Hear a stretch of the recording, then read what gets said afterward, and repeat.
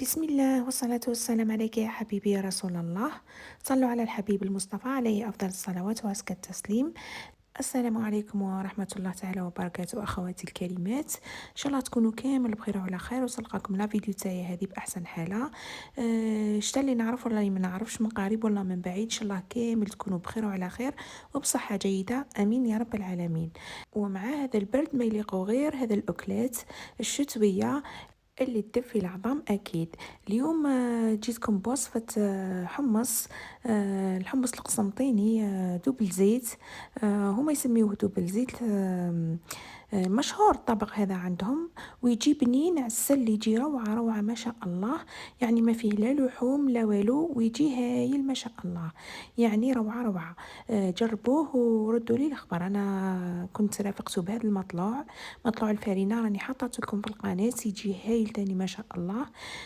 نظرا لطلب يعني أخت من الأخوات، إن شاء الله تكون في المشاهدة. الأخت نجوى، إن شاء الله تكوني في المشاهدة وتشوفي الفيديو تطبقي الطريقة، راح يخرج لك من أروع ما يكون.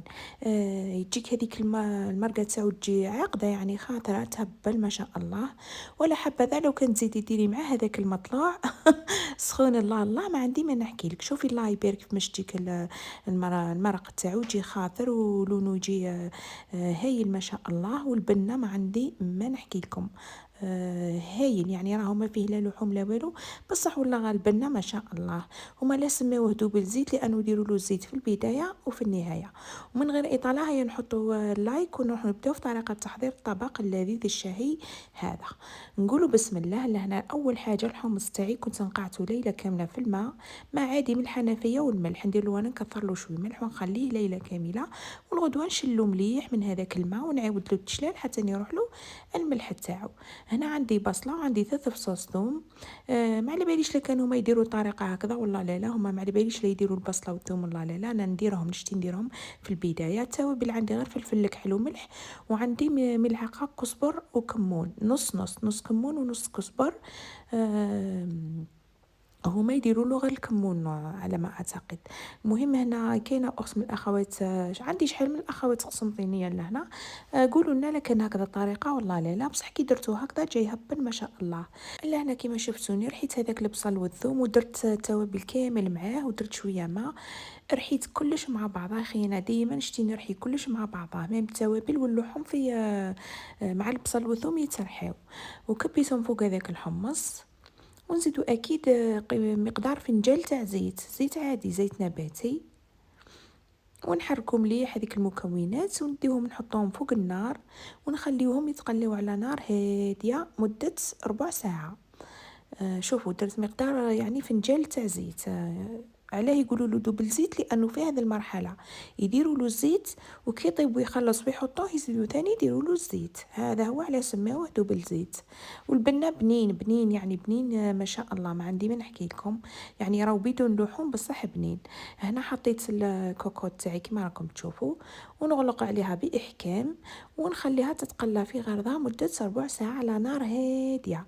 ديما نقول لكم ونعاود بالاخص المبتدئات الماكله اللي عندكم تجي بنينه، قليوها على نار هاديه وطيبوها ثاني على نار هاديه، الماكله تاعكم تجي عسل.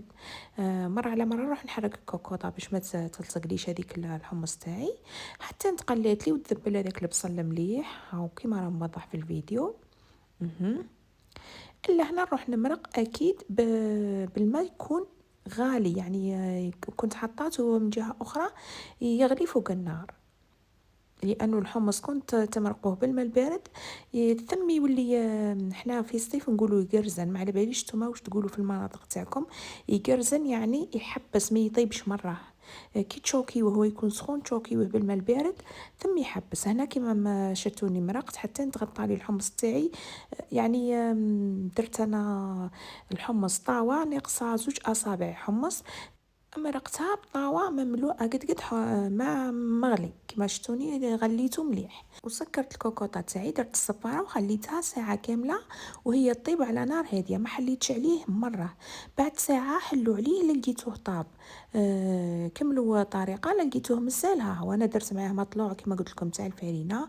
الوصفه كاينه في القناه.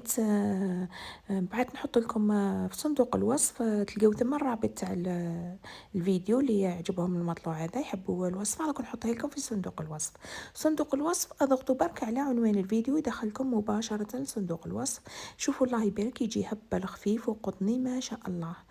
اعتمدوا على بالي مش راح تزيدوا تستغنيوا عليه لانه سهل.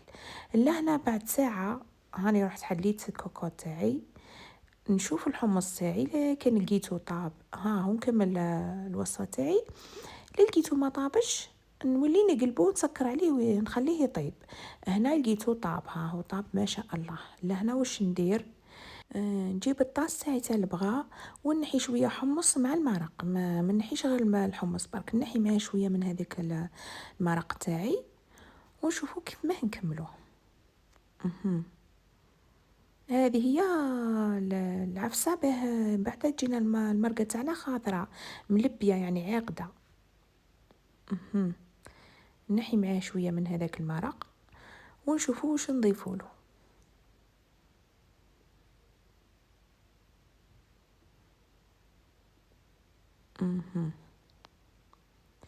نروح لهنا نضيف له عندي الخل الابيض وعندي عصير الليمون. هنا لازم الخل يكون ابيض، نديرو 2 ملاعق تاع الاكل الكبار، 2 ملاعق خل و2 ملاعق عصير ليمون، ونرحي كلش بالبراميكسور تاعي. المبتدئات حذاري، شوفوا العلف تاع الليمون. العلف ما ديروهمش لانهم كون ترحيوهم مع المرق تاعكم راهم يولي المرق مر، انتبهوا لا كان تحطوا العلف. هذه نصيحه للمبتدئات. ونرحي كلش مع بعضه ونولي هذاك الخليط نروح نكبه في الكوكوطه تاعي. هذا هو السر باه تولي المرق تاعكم لونه فاتح، يولي اللون تاعو ما شاء الله يسخف، ما يبقاش اكحل هكذاك وتلبع كما نقولوا تختار معكم المرقه تاعكم ما تقعدش مايحه، ويجينا عسل، يجي يهبل ما شاء الله.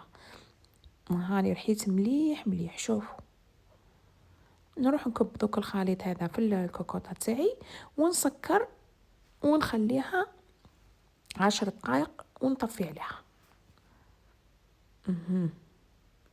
شوفوا لون المرق كي راهو مازلت ما حركتش، وشوفوا كي نحرك شتو كيف ما يولي اللون، يولي اللون يسخف ما شاء الله. لهنا نضيف ثاني راس فلفل حار، يعني مش حار بزاف باش يمد لنا الريحه هذيك برك، باش ما تحلوهش خليوه مسكر باه ما يطلقش الحراره تاعو هذيك. نسكر على الكوكوطه تاعي قلت لكم واحد 10 دقائق ونطفي عليها. والطبق تاعنا راه واجد، يجي هايل هايل ما شاء الله.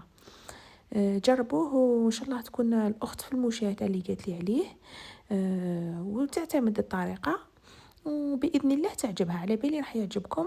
والمليح انه بدون لحوم يعني، وهذا هما الاطباق تاع الشتاء يعني. هذا واش يسلكها غير هكذا حوايج سخونين يدفيو لنا عظامنا. شوفوا الله يبارك المطلوع تاعنا جا هايل هايل ما شاء الله. قلت لكم الوصفه تلقاو الرابط تاعها في صندوق الوصف، اضغطوا برك على عنوان الفيديو راح يدخلكم مباشره صندوق الوصف وهزوا الطريقه واعتمدوه يجي هايل ما شاء الله. لهنا بعد ما طاب معايا ها هو. المرحله المهمه ثاني هما يقطعوا البصل والدبشه. البصل يقطعوه مكعبات والدبشه رقيقه، واكيد عندنا هريسه وعندنا زيت زعرب زيت الزيتون.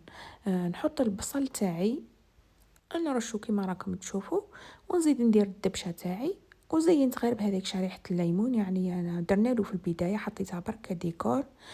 وزدت اكيد شويه هريسه، هما لازم يحطوا شويه هريسه ورشه الاخرى تاع زيت الزيتون.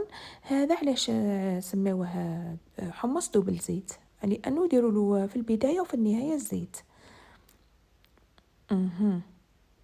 هذه الهريسه خدمتها بهذاك الفلفل تاع تونس حار يشوي، هذاك الفلفل الصغير اللي كيما راهو في الشجره هذيك هاي من هي الفلفل الصغير هذاك خدمتها، يعني جات تهبل ما شاء الله بنينه.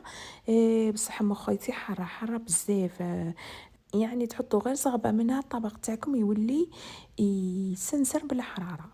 هنا كما شفتوني زدت درت رشة تاع زيت الزيتون، والطبق تاعنا راه واجد يجي هايل هايل هايل ما شاء الله. يعني جربوه وعلى بالي حين تستمتعوا بالبنة. المطلوع تاعنا كما شفتوه جا خفيف ريشه يهبل. ثاني غير جربوه لانه ما يتعبش والنتيجة تجي تهبل ما شاء الله. هاي المرقة تاعنا الله يبارك جات هايلة هايلة ما شاء الله. البنة ما عندي من نحكي لكم، جربوه وردوا لي الاخبار. المهم وصلنا لنهاية الفيديو، صح التقديم شفناه في البداية. ما بقى لي غير نقول لكم ما تنسونيش باللايك الجيم، لانه الجيم هي اللي طلع الفيديو باش يشوفوه اعلى نسبة من المشاهدين. ونشكركم بزاف على التعليقات الحلوة اللي راكم تخليوا لي فيها، وجزاكم الله كل خير. نحب نرحب تاني بالمشتركين اللي دخلوا جدد معايا، نقول لكم اهلا وسهلا نورتوني. داركم لقدم راكم على العين والراس، كامل راكم على العين والراس. وبارطاجيوا القناة مع احبابكم وصحابكم لكي تعمل الفائدة وتعاونوني ونعاونكم، وجزاكم الله كل خير. وما بقى لي غير نقول لكم تهلاو في رواحكم حبيباتي، الى اللقاء في وصفات اخرى. احبكم في الله وفرجة ممتعة.